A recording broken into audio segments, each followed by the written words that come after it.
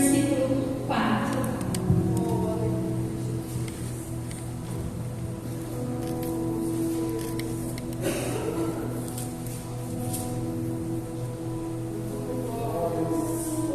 Romanos 12, versículo 4.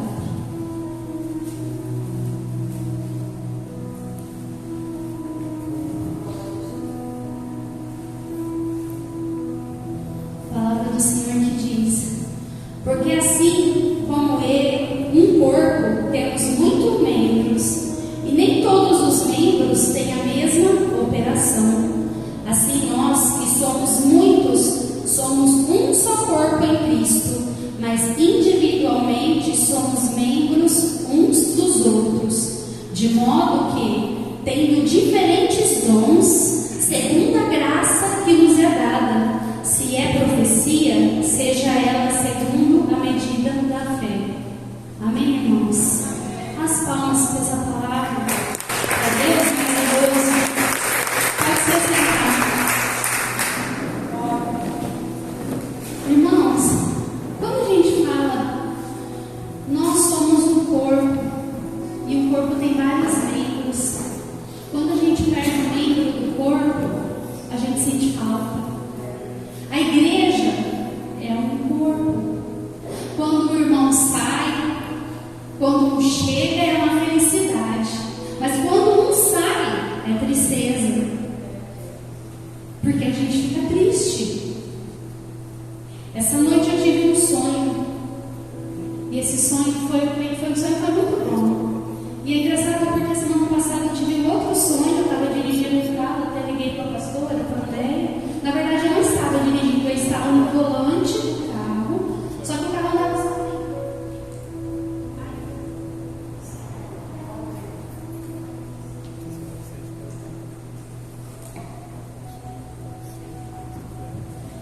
Aí o carro andava sozinho, porque era Deus que conduzia esse carro. E estava todo o grupo de louvor dentro desse carro. Aí a Andréia falava para mim, parava e falava: Andréia, o carro anda sozinho, eu só estou aqui no volante. E essa noite eu tive um outro sonho do qual eu estava num carro de novo. E só que nesse carro estava eu, a minha sogra, meu filho, uma senhora que eu conheço que chama Cláudia, a mulher do pastor Diego, e mais uma mulher desconhecida. E nesse carro eu estava indo e eu cheguei no lugar, só que eu não dirigia esse carro. E é engraçado que em todos os sonhos o carro, eu estou no volante, mas o carro é dirigido por Deus. Porque eu não dirijo, eu não ponho a mão no volante. E quando eu cheguei, e a gente estava nesse carro, eu olhava assim, minha sogra, meu filho, essa Cláudia, e essa pessoa desconhecida. E nós chegamos num lugar, e eu falei assim, na hora que eu desci do carro, eu olhei assim, eu olhei para minha sogra e falei: Dona Sueli, nós chegamos no céu. Pensa num lugar maravilhoso. Eu ria, eu pulava, eu saltava, e eu gritava de felicidade. Nós conseguimos! Nós chegamos no céu! Pensa numa felicidade que é chegar no céu. Aí eu falei: Dona Sueli, vamos procurar os seus parentes. Procura o seu João, procura o João Augusto. E ele estava lá. E foi incrível esse sonho. Eu falo com alegria, porque só de lembrar da felicidade que eu senti nesse sonho de ter chegado no céu, porque eu olhei para ela e falei: Nós conseguimos. Sabe aquela dúvida se vai, será que eu vou, será que eu não vou? E esse sonho me deu tanta alegria, só que tem um detalhe nesse sonho. Nesse sonho tinha eu, meu filho, a minha sogra, que é minha parente, né? Uma pessoa que eu conheço, que é uma conhecida, né? Não é amiga, mas é uma pessoa que eu convivi há um tempo, e uma pessoa desconhecida. Eu falei: nossa, por que será uma pessoa desconhecida comigo? Aí Deus veio falar no meu coração: eu vou chegar no céu, mas eu preciso levar a minha família, parente, conhecido e desconhecido. Eu não posso ir sozinha. Eu vou levar uma pessoa desconhecida comigo. Eu não posso chegar lá querendo levar só quem eu conheço. Eu tenho que levar pessoas que eu já conheci um dia, que eu convivi um dia. Eu tenho que levar pessoas que é da minha família,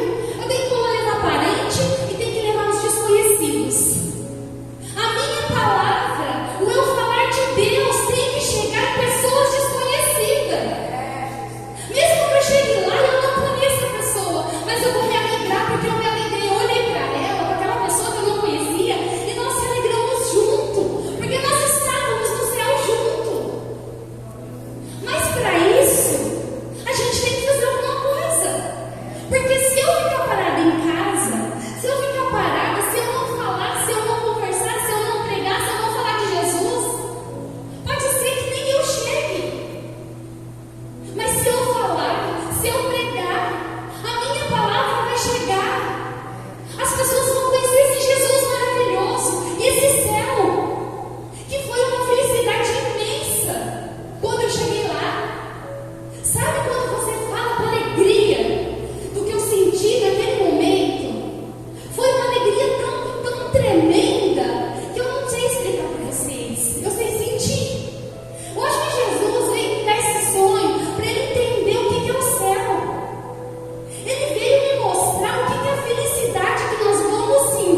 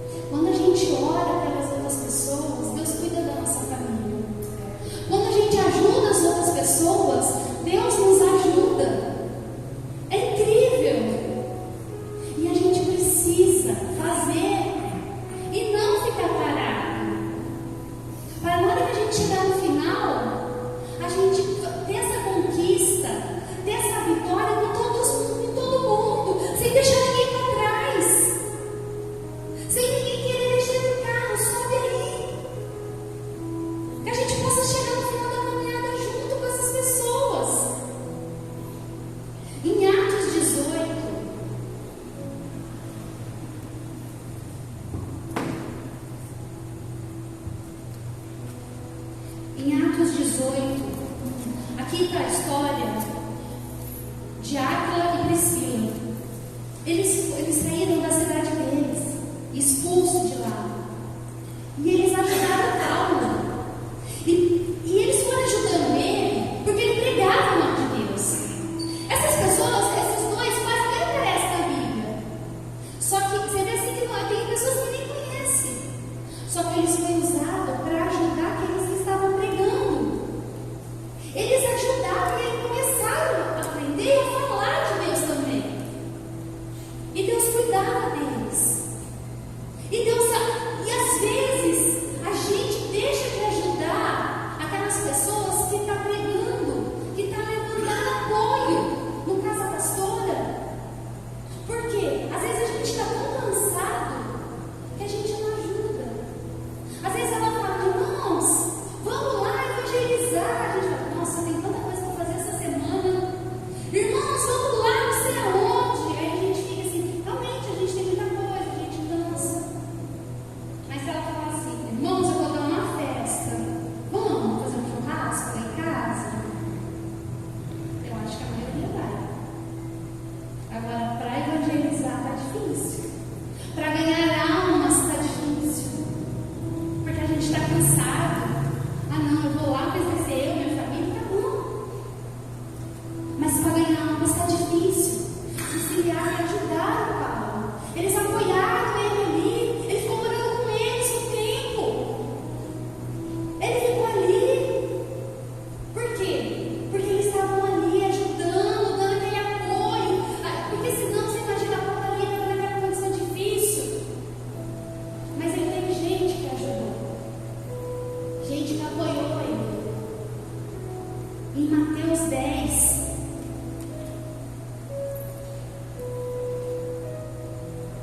Mateus 10. Ouve o que Jesus fala para os seus discípulos. Quando ele pede para eles evangelizar.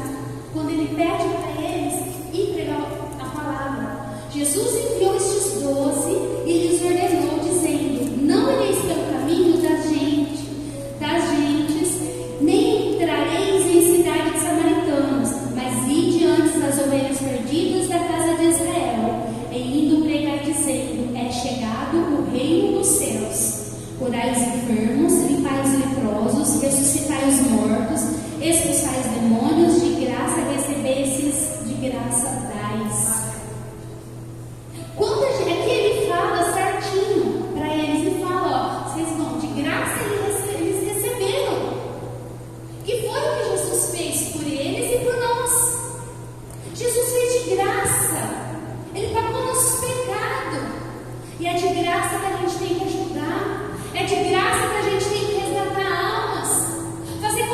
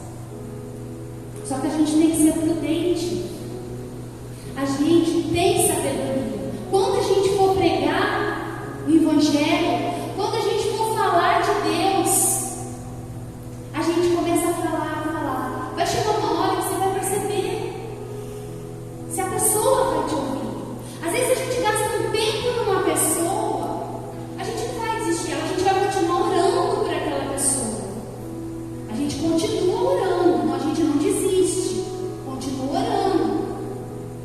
Só que a gente já tem que partir para outra, porque tem muitas almas precisando, tem muitas almas. Não é só aquela, às vezes a gente fica tentando orar por uma só e esquece que há milhares de outras almas necessitadas da palavra de Deus, necessitadas de conhecer a Deus antes de morrer, para que elas possam ir para o céu. Só que a gente às vezes fica lá, não está conseguindo, não conseguindo. Chega uma hora que a gente fala: Senhor, eu me entrego agora nas tuas mãos, vou continuar orando, mas vou falar do Senhor para outra pessoa. Vamos começar com outra, vamos para outra. Uns vão receber a palavra, outros não. O que a gente não pode é desistir de ninguém. De ninguém. Mesmo que a gente não fale mais, às vezes a pessoa não está ouvindo, mas a gente continua em oração. Isso não é desistir. A gente vai continuar orando por ela. Porque às vezes a gente não consegue, mas outra pessoa consegue. A gente não entende o propósito de Deus. Pode ser que a gente não conseguiu. E pode ser que no final da vida alguém consiga. Porque aí, vamos supor, você ficou lá tentando lá 10 anos, 15 anos. A gente fala: nossa, mas tudo isso sim, tudo isso, 20 anos. Quanto tempo faz que você está orando por uma pessoa? Pode ser que no final da vida dela venha outra falar de Deus e que seja no final. Só que aí ela vai lembrar de tudo aquilo que você falou. Ela não vai esquecer. Ela não vai esquecer. Ela vai lembrar naquele momento. Pode ser que naquele momento da vida dela, ela se entregue a Jesus. Por isso que a gente não pode desistir. Por isso que a gente tem que continuar persistindo e falando do nome de Deus. Aí imaginou a gente chegando lá no céu e vendo aquela pessoa que a gente ficou assim: nossa, será que está no céu? Será que não está? Só que a gente chega lá e encontra ela.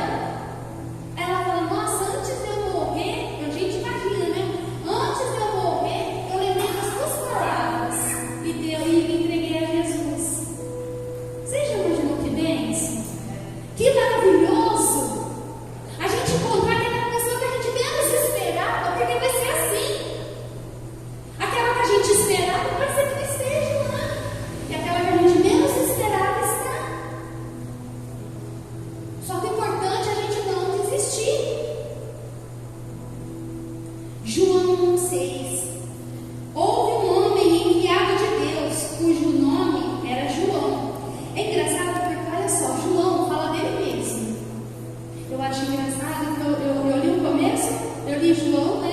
E o começo ele fala dele, e no final ele fala toda a história, mas ele está testificando a história de Jesus. Houve um homem enviado de Deus, cujo nome era João. Este veio para testemunho, para que testificasse da luz, para que todos crescem por ele. Não era ele a luz, mas veio para que testificar a luz. Olha como ele começa o evangelho de João. Como que ele começa falando: olha, eu não sou a luz, mas eu vim para testificar. Eu estive com a luz, que era Jesus.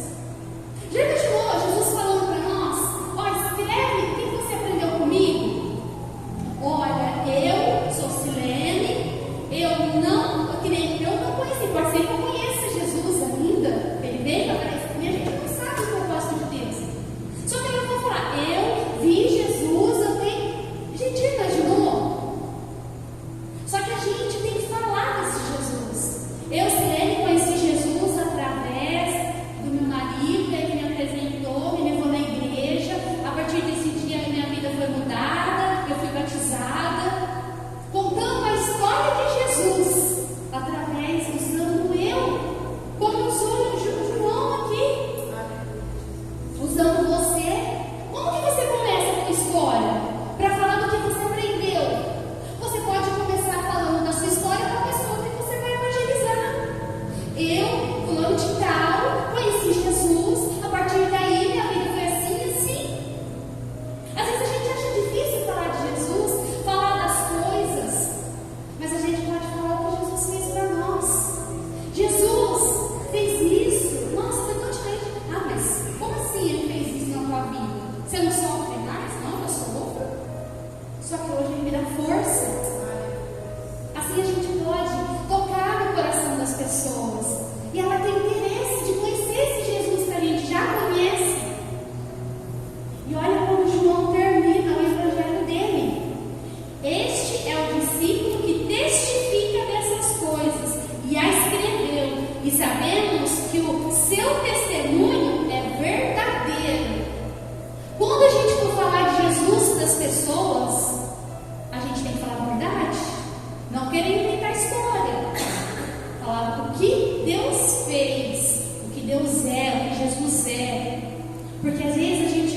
pessoas pregando e começam a inventar as coisas. A gente vê muita pregação, principalmente na internet. Você começa a ouvir e fala, nossa, a gente vê que a pessoa está inventando. Você acha que ela vai conseguir tocar no coração de alguém inventando as coisas sobre Jesus? Vai conseguir resgatar aquela alma? Porque às vezes a gente percebe, pode ser que a pessoa também perceba que aquilo lá era mentira.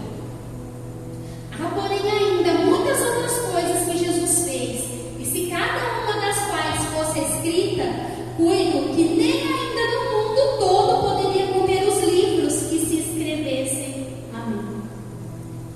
Tudo que Jesus fez quando ele veio na terra, nem todos os livros escreveriam tudo que ele fez. A gente lê aqui algumas coisas que Jesus fez. Eu até ia separar algumas coisas.